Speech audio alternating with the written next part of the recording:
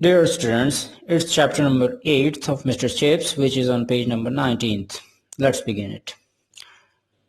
And there was always in his mind, और हमेशा ही उसके जहन में रहा था, that spring day, वो मौसम बहार का दिन in 1998 में 98 मतलब 1898 1898 when he had paced जब वो चलकर आया था तेजी से through Brookfield village में से as in some horrifying nightmare जैसे वो किसी खौफनाक डरावने ख्वाब में डूबा हुआ हो horrifying खौफनाक dreadful fearful frightful और nightmare कहते हैं ख्वाब डरावना ख्वाब पेस का मतलब होता है तेजी से चलना और हमेशा ही वो मौसम में बहार का दिन जो कि 1898 का था वो उसके जहन में रहा जिस दौरान वो ब्रुकफील्ड गांव में तेजी से चलता हुआ आया था उस खौफनाक ख्वाब में डूबा हुआ हाफ स्ट्रगलिंग बमुश्किल कोशिश कर रहा था टू एस्केप फरार होने की एस्केप का मतलब होता है फरार होना रन अवे फ्ली जो कोशिश कर रहा था कि फरार हो जाता इनटू एन आउटसाइड वर्ल्ड एक बाहर की दुनिया में where the sun still shown जहां सूरज अभी भी चमकता था and where everything had happened differently और जहां हर चीज मुनफरिद तरीके से रूनुमा होती थी मिस्टर चिप्स जो है यहाँ है ना 1898 का जिक्र आ गया जब मिस्टर चिप्स जो है उसकी वाइफ कैथरीन ब्रिजेस की डेथ हुई थी और वो जो वफात है वो उसके इस गम में मुब्तला है और वो गम जो है वो उसको अपने से जुदा नहीं कर सका वो जब याद करता है तो उसे याद आता है कि उस दिन वो ब्रुकफील्ड विलेज की गलियों में खोया हुआ आ रहा था उसे यकीन नहीं होता था कि कैथरीन ब्रिजेस उससे जुदा हो चुकी थी और वो चाहता था कि वो इस गम से बाहर निकल आए किसी तरह से और वापस उस दुनिया में आ जाए जहां सब कुछ जो है वो नॉर्मल वे में होता है जहां पर कोई जो है परेशानी नहीं जहां सूरज जो है वो चमकता है और तमाम मामलात जो हैं वो नॉर्मल तरीके से होते हैं लेकिन वो ऐसा कर नहीं सकता था क्योंकि कैथरीन ब्रिजेस जो है वो उसके दिल में अपनी जगह जो है वो बना चुकी थी young Faulkner had met him there in the lane नौजवान फॉकनर जो था उसकी मुलाकात हुई थी लेन में गली में आउटसाइड द स्कूल के बाहर फॉकनर जो है मिस्टर चिप्स का स्टूडेंट था जो कि मिस्टर चिप्स से उसी दौरान ब्रुकफील्ड विलेज में वाक़ के दौरान जो है उसकी मुलाकात मिस्टर चिप्स से स्कूल के बाहर हुई थी तो उसने जनाब मिस्टर चिप्स से क्या कहा था वो ये सुनिएगा dialogue please sir may I have the afternoon of my people are coming up please sir मेहरबानी कीजिए जनाब मे I have the afternoon of क्या दोपहर के बाद मुझे छुट्टी मिल सकती है my people are coming up मेरे वालिदैन आ रहे हैं तो ये मिस्टर चिप्स का स्टूडेंट जो है वो अपने वालिदैन से मिलने के लिए जाना चाहता है और वो मिस्टर चिप्स से छुट्टी मांग रहा है कि मैं आज शाम आफ्टरनून की क्लासेस जो हैं वो नहीं ले सकता मिस्टर चिप्स का जवाब सुनिए ए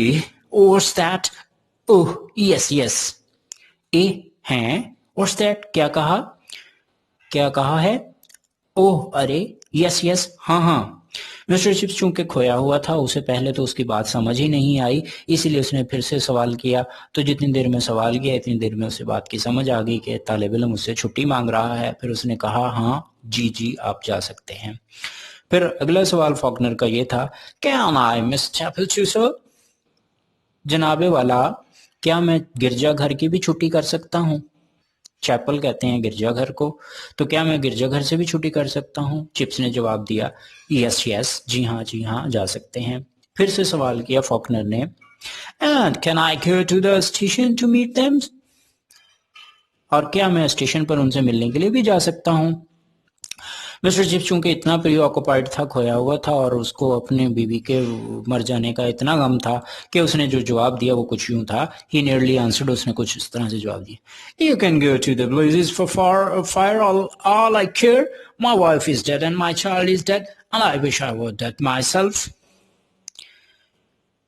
ब्लेजेस कहते हैं जी दहकती हुई आग को शोलों को you can go to blazes for all I care तुम जहन्नुम में चले जाओ मुझे इसकी परवाह नहीं मेरी बीवी माई वाइफ इज डेड मेरी बीवी मर गई है and my child is dead और मेरा बेटा मर गया है and I wish I were dead my self और काश मैं भी मर जाता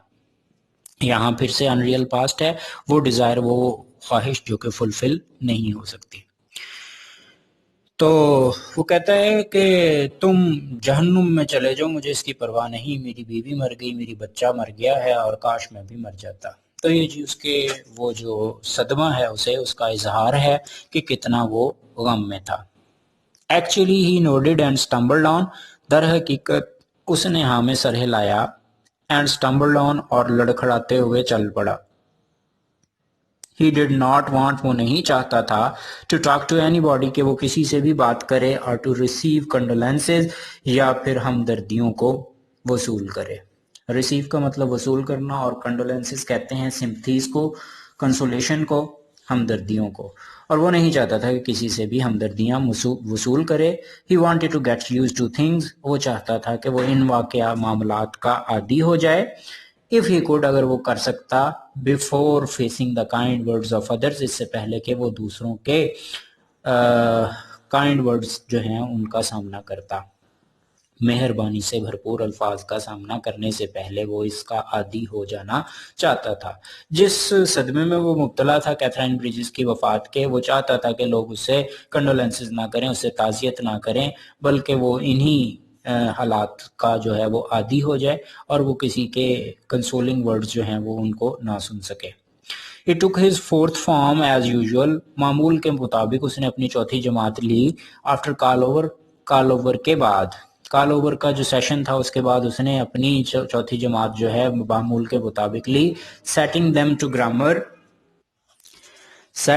grammar to learn، اور انہیں لگا دیا گرامر کو یاد کرنے پر، بائی ہارٹ زبانی، اور انہیں زبانی گرامر یاد کرنے پر لگا دیا. while he himself stayed، جس دوران وہ ٹھہرا رہا، at his desk، اپنے میز پر، in a cold continuous trance، ایک بہت بے رحم اور جاری رہنے والے سکتے میں. کولڈ کہتے ہیں بے رحم کو، اور ٹرانس کہتے ہیں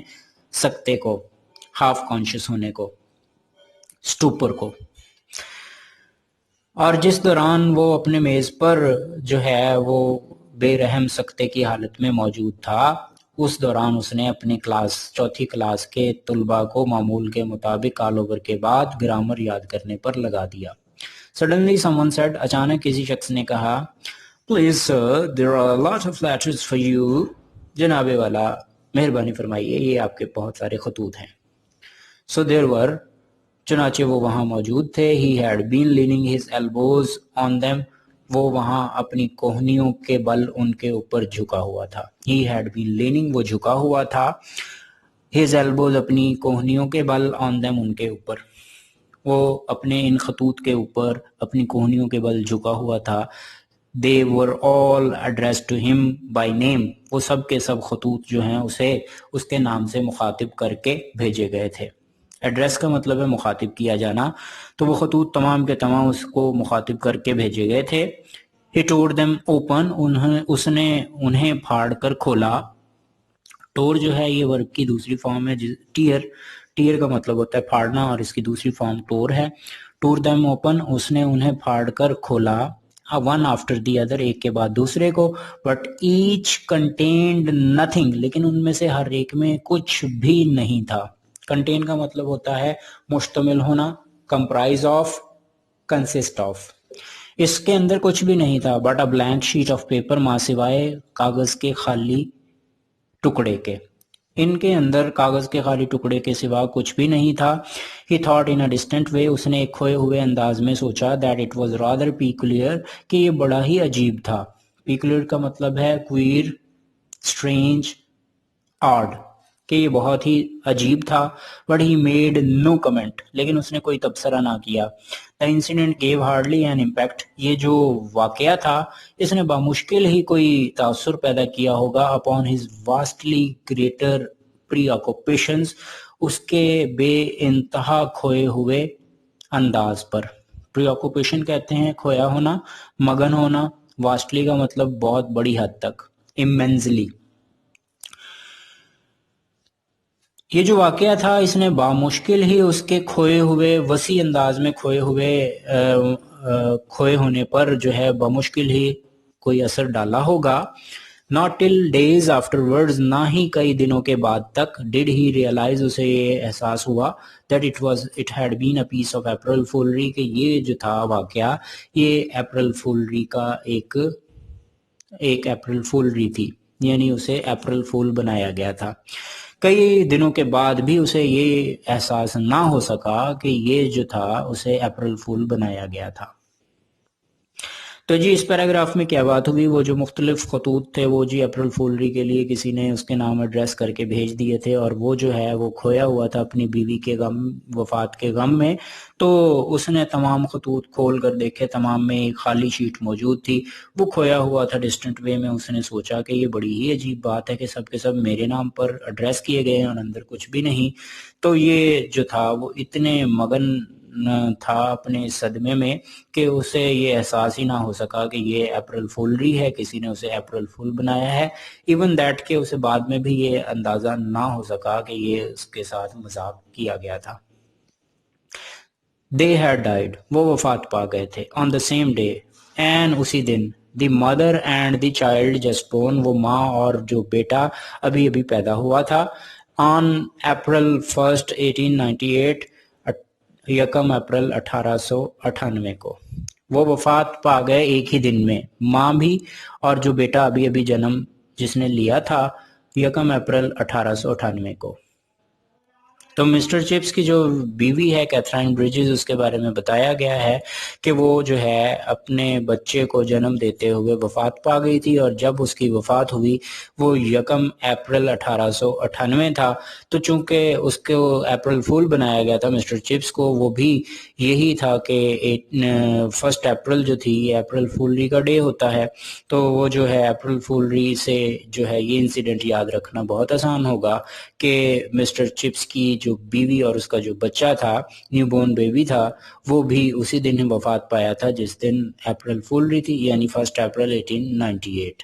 تو اس طرح سے جو ہے یہ ایکسپریشن دیا گیا ہے مسٹر چپس کے بارے میں کہ وہ کیتھرائن کی ڈیتھ سے کتنا افسردہ تھا، اور اسے جو ہے یہ جو غم تھا وہ اس غم سے کس طرح سے نڈھال تھا، اور چاہتا تھا کہ وہ اس کا عادی ہو جائے اور لوگوں کی ہمدردیاں وصول نہ کرے۔ یہاں تک جی ہمارا آج کا یہ لیکچر مکمل ہوتا ہے۔ کوئی کوشچن ہو تو آپ مجھ سے پوچھ سکتے ہیں۔ آپ سے ملاقات ہوگی اگلے لیکچر میں، تب تک اللہ حافظ۔